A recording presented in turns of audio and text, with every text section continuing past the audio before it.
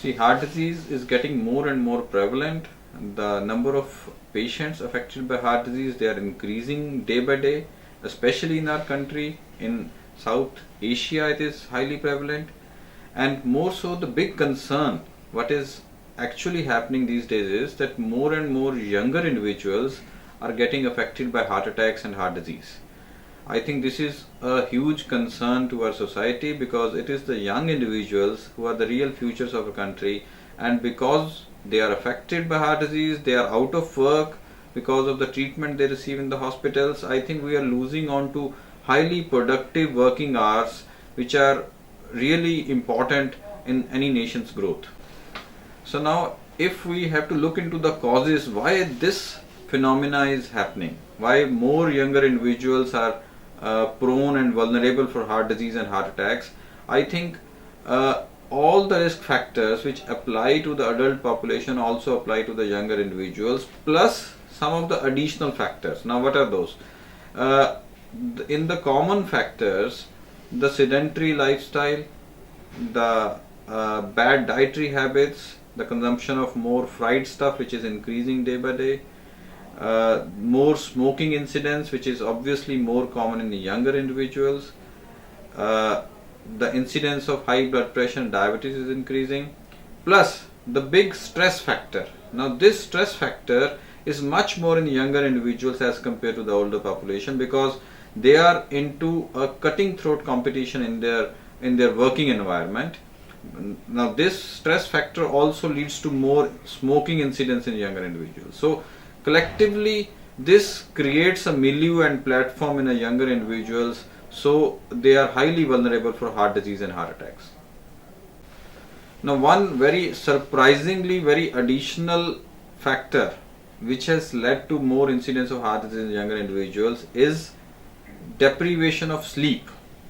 Now this has come out in our study, which personally I have done in this institute at Medanta, that we followed about 100 of our younger patients who landed with heart attack in an emergency, whom we treated, and we found out that almost 80% of these younger individuals, they were actually deprived of a good comfortable sleep, which means more than 6 hours. So almost 80% of these younger individuals were having sleep less than 6 hours.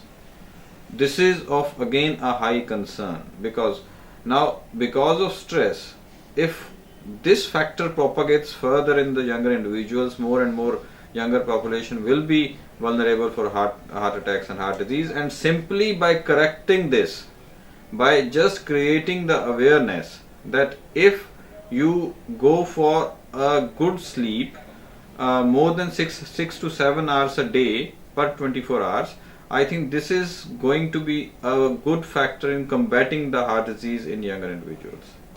So now to create a healthy environment and healthy individuals devoid of heart disease, I think the most important factors are that we have to think of doing exercise or some activity on day-to-day basis. At least 40 minutes a day, some exercise or some activity is essential. So say bye-bye to sedentary lifestyle. Take care of your diet. It's extremely important. There is no scope of any fried dietary items, no scope of any junk food and the extra sweet stuffs in our day-to-day diet. We have to learn how to take care of our stress. This is again extremely important in the present day scenario because we know the stress has gone really high in present day working schedules. So we have to know how to relax and how to take care of our stress. Sedentary lifestyle has to go and the dietary things have to change. Thirdly, absolute no to smoking.